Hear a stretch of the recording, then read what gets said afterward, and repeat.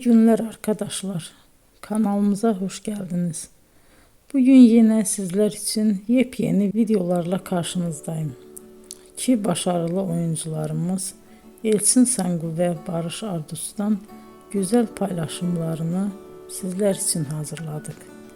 Elçin Sangu, Sevdim Alabora, Yalancı ve Mumları, Kiralık Aşk, İyi Günde Kötü Günde bu dizilerde rol almış ve herkes tarafından çok beğenilmiştir.